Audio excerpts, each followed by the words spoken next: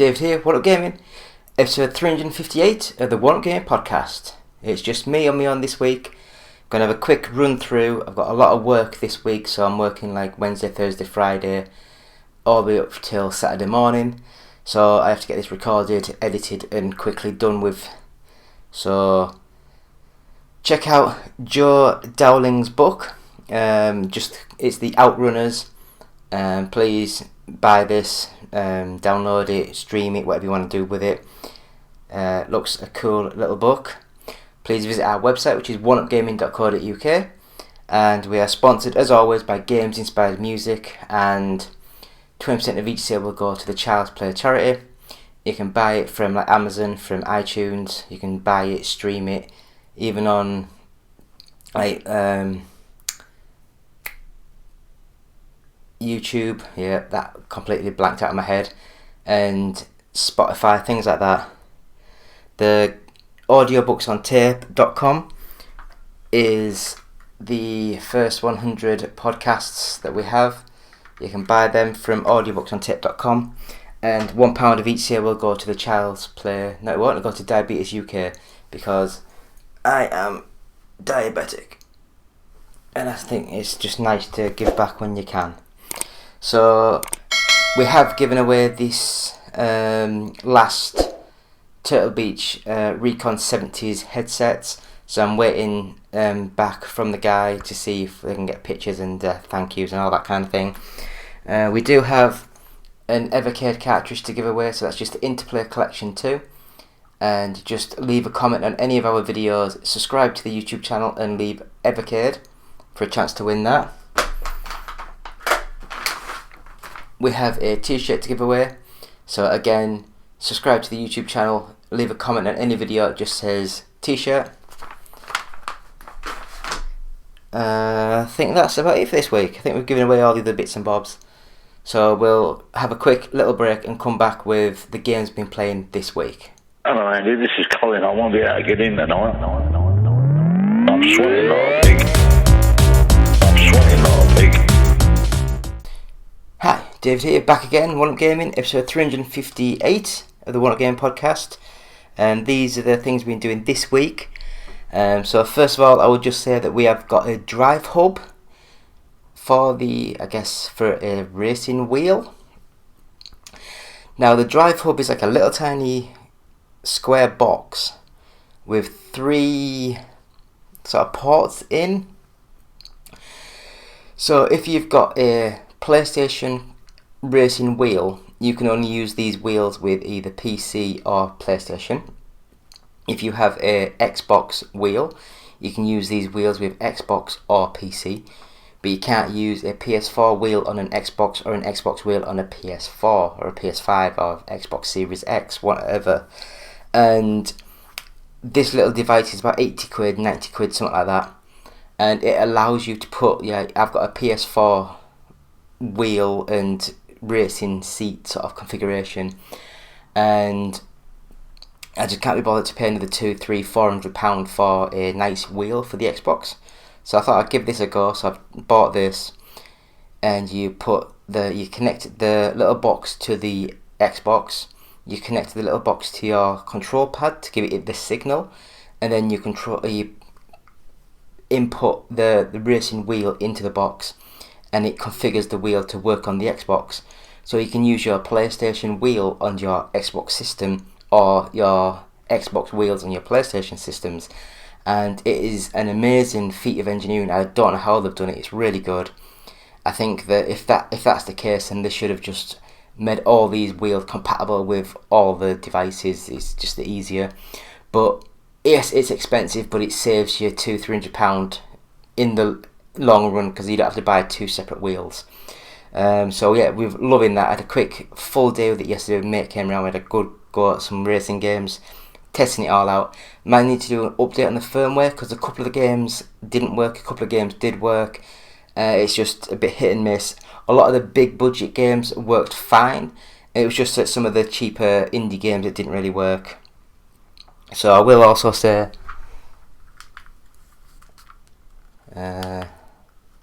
we have an Anbernic RG35XX, and this is, it looks like a mini Game Boy. You know, when you're actually playing with it, it does look like a little Game Boy, but it's got like 4 trigger buttons at the back, 4 face buttons, start, select, the menu button and the D-pad, and it is so small, so tiny, it's cute as. It's got a USB-C charger, it's got a mini HDMI out, so you can put it into the TV. That side it's got the volume rocker, that side it's got the power button and the reset button, and then it's got 2 micro SD card slots, so you can put your ROMs and games and that on there.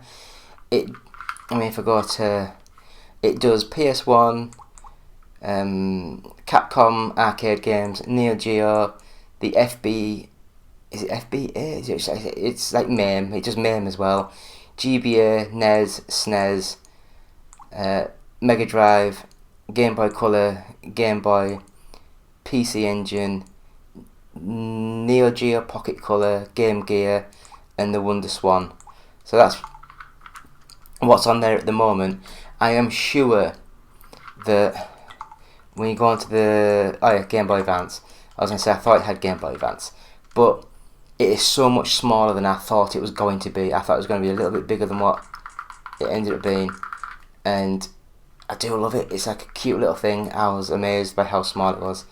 I don't know if I'm going to flash the ROM and put a different ROM on there, like the is it Onion OS or something it's called, I don't know.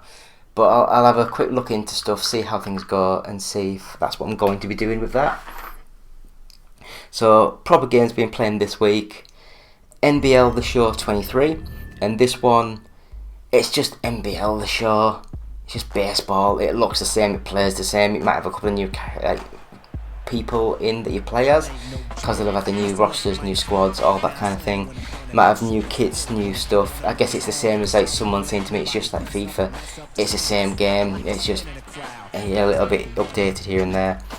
And I don't know why, I guess it's I'm not American, but everyone like loves these games, but I myself thought they were a bit boring and I didn't quite like it. But yeah, it looks good, it plays well, I guess, it looks nice, but I'm not a big baseball fan, so I guess that's the main thing there. I'm going to get the name wrong, I do apologise. Next game, Inku Illuminati. It's like an ink drawing strategy game, platform-ish. You have to position your people on the platform and you can like fire and fight and do things. It was a nice little game, but again, I got bored of it really fast. I think the graphical style of it kept me going a little bit longer than normal, but it was just a little bit too simple and whimsical for myself. The next game, you might think of the similar sort of attitude, 2D and Top D. Now this is a puzzle platform game with 2 separate styles of game. One is a 2D platformer and the other one is a top-down 3D platformer sort of ish, and you have to play the game and you have to go so far on the 2D part of it, and then there'll be a bit where there's nothing to jump on. Then you have to switch the button to go into the 3D sort of version, top-down view, and go into and get the position going. Then you can get the 2D one back and jump on the bits you've just set up. It's a bloody good little game. I enjoyed it. Graphically, it's anything amazing, but it does the job amazingly well. It looks nice, smooth, clear. You understand what you're doing. I love the mechanics. The puzzle platforming bits are really good. The puzzles are nice. The platforming is really good, really tight. And I think in these sort of games you just need that platformer section to be so good, like the Mario sort of games, you know, the Super Mario games. Next game we played was Star Wars Episode 1 Racer, and this one is the Star Wars Racer game that came out on the Dreamcast and the N64, I think it was. And I still think it's probably the best Star Wars Episode 1 game that they've released in that time frame.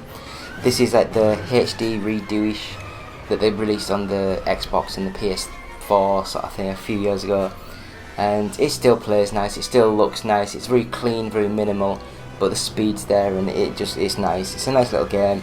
I'd recommend it as a Star Wars-y sort of game. It probably is one of the better ones. The next game that I played is Agent Intercept. Now this one is I guess you'd say it probably started off as a mobile sort of game. Very simple, not quite top-down view, but like an isometric style, with a car that you can move up and down the road, and you have to try and ram things, shoot things, dodge things, and it looks nice, it plays nice, and then it keeps cutting with these stories, which is like a really bad, punny, baby version of a James Bond sort of movie where the guy who creates all the technology does a run and ends up going to the bad guys and all this kind of stuff. It was a fun, stupid game, and I enjoyed my time with it. Next game, Killer Frequency. Now this game is supposed to be like a VR game, but I played it on the Xbox Series X, so there's no VR headset for that. So it's just a 3D first person sort of game. But you start off in the radio sort of like booth, and you're playing records, playing cassettes, playing jingles, listening to the person next to you telling you what to do next, and then like you take calls, and then there's a call saying that it's a police officer and there's a murder and there's people getting killed, and you are there trying to guide people around and help people, and then you can kind of, once you do a few minutes, the doors unlock and you can go out and do bits and bobs outside the stuff. It's a really gripping little story. It's a fun little game. I can imagine in VR it could be a really, really immersive sort of game, and I like this sort of game. It's not over the top dramatic, it's just keeps you interested, keeps you going. I just enjoyed it so much, and it's got really cool 80s music. What more do you need? And the last game that we played this week is Filthy Animals Heist Simulator, and this is, it's like, oh god, how do you explain it? The old Grand Theft Auto sort of games, top-down view, but it's like full 3D, but it's got the physics of like the Octodad sort of thing. So like your little characters are bouncing all over and falling all over. You got to pick things up, move things around, try and get into safes and stuff without getting the alarms going. And it's a stupid, fun little game, and I think it's like a 4 or 5 player game. So if you have got a lot of friends, get your headsets on, get into this game. It's a fun, stupid game, and I really enjoyed what I played of it. It's a good little game, and I'd recommend it. So that's what we've been playing this week. Again, we have the Boosteroid series. I think this week it's the Sonic Mania game we played, and we have the normal weekly stuff. So on a Monday it's the UK Top 40, on a Tuesday it's Boosteroid, on a Wednesday it's Which is Best, on a Thursday we have the retro game, on Friday we have the podcast, which is what we're doing now, on Saturday we have the games we played this week, and on a Sunday we have the weekly news. So that is what we've been doing. So it's me, David, One Up Gaming, episode 358. Thank you for watching so far. We'll have a quick break and back with this week's news.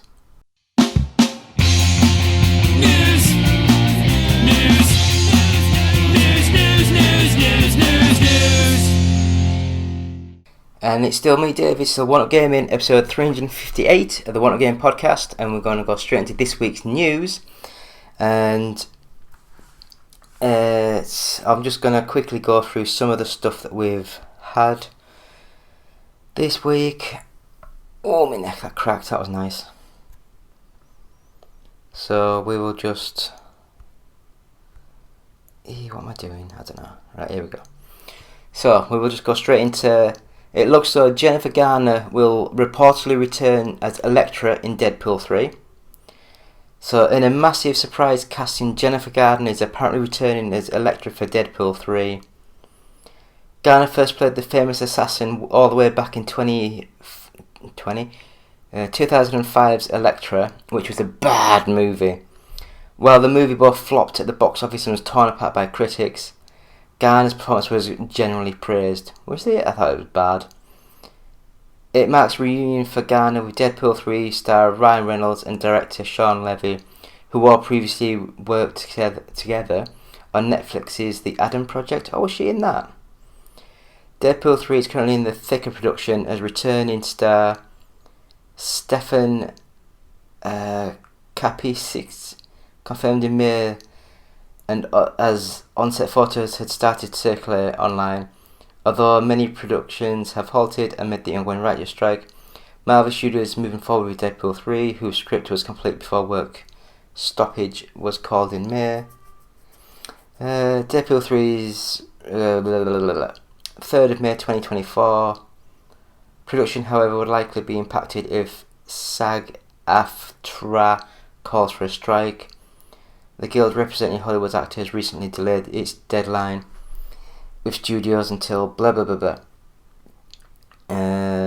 Yeah, so what do you guys think? Are you interested in the Deadpool movie? Are you looking forward to the Deadpool-y things?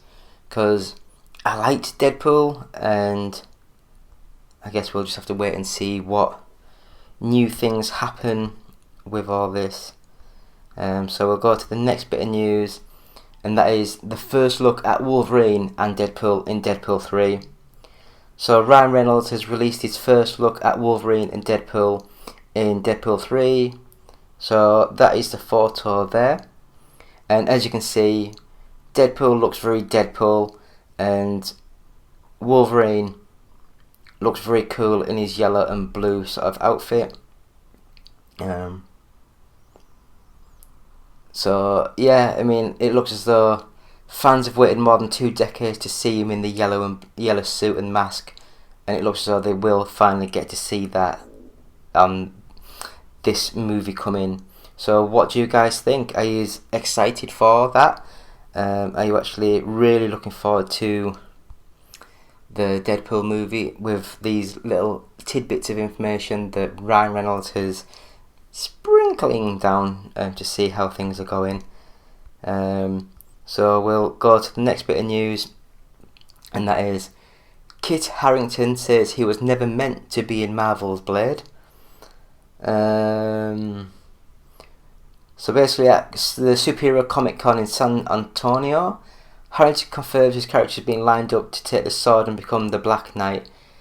He was saying the honest answer is I think that's the intention with the character. However, he also confirmed that he won't be Marvel's upcoming Blade, despite signs that he would be. But that's like a lot of these things are, and a lot of them say they're not doing this and not doing that, but they end up being in things. God, I don't know.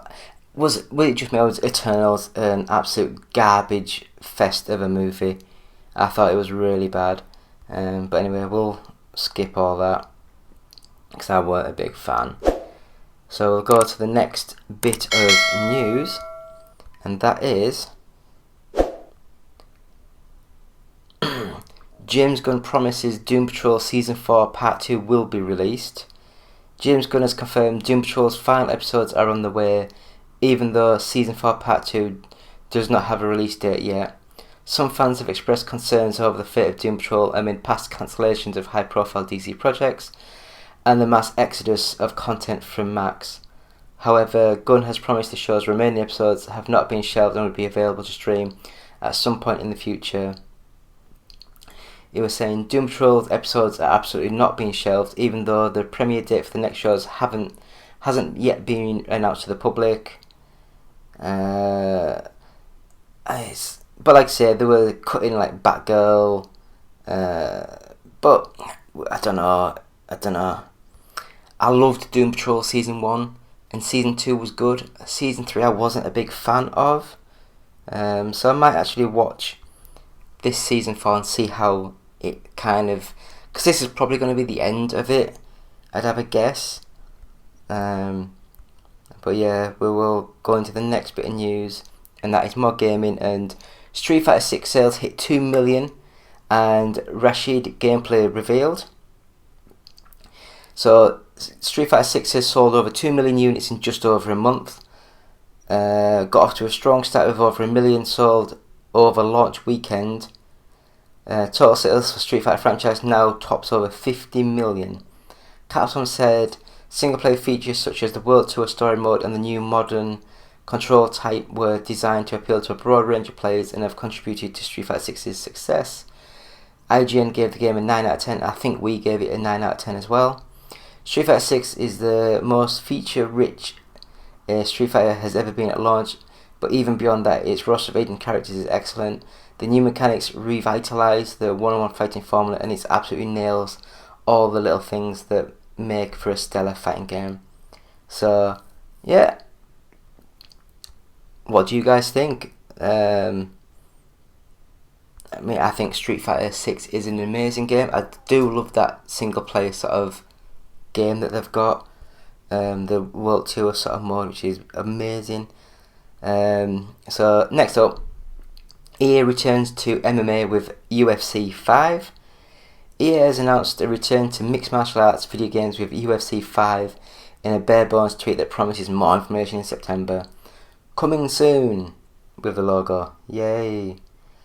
So yeah, it's not really got much information there, as it hasn't got much.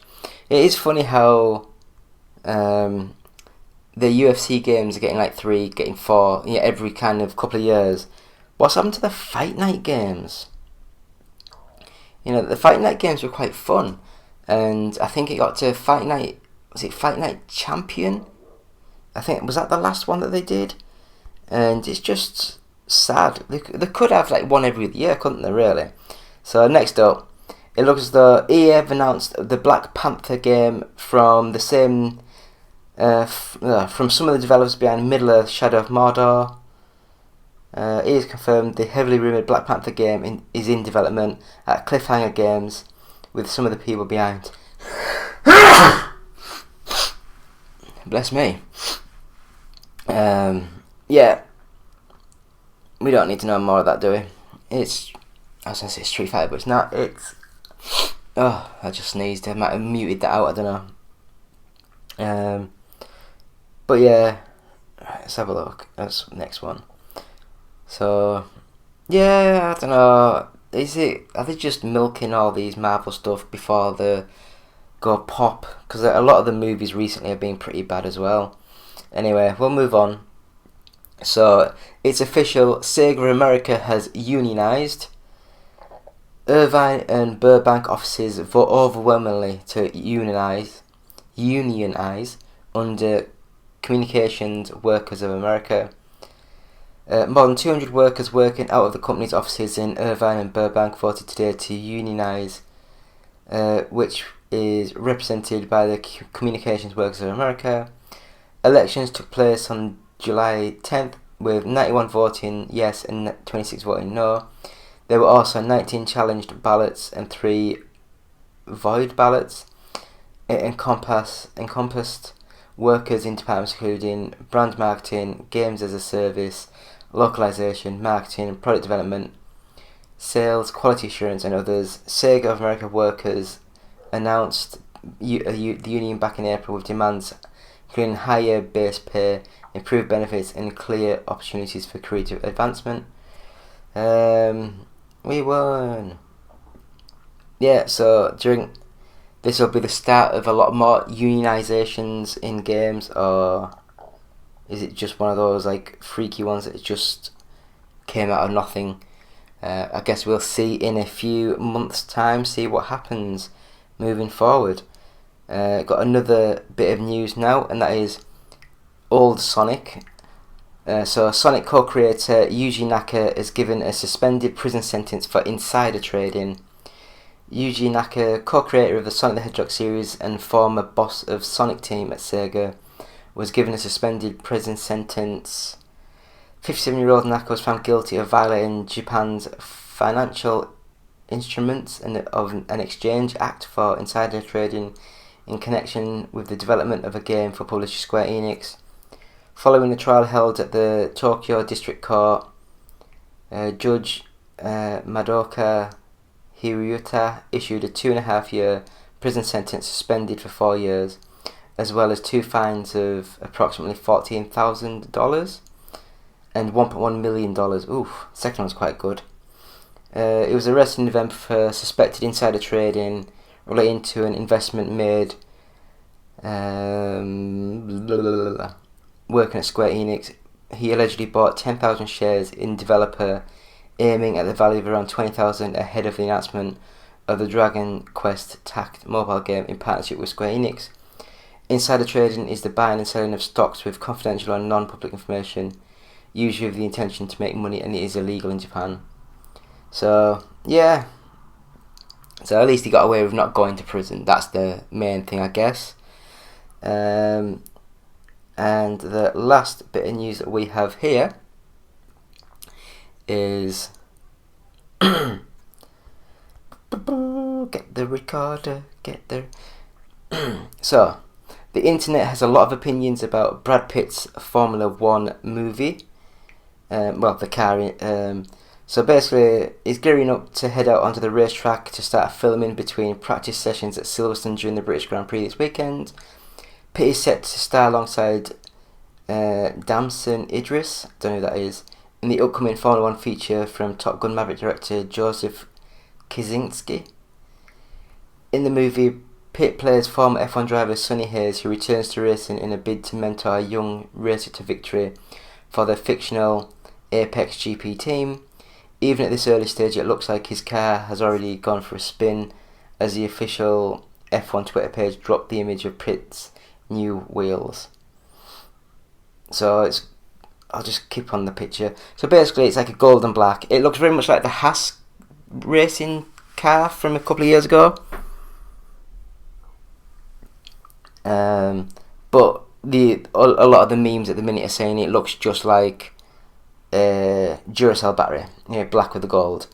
But yeah, what do you guys think? Are you excited? Are you interested in this movie? Let us know in the comments. So we're going to have a quick break and we'll come back with the top 40. So see you in 2 minutes. Well, 5 seconds. I don't know. Something quick, innit?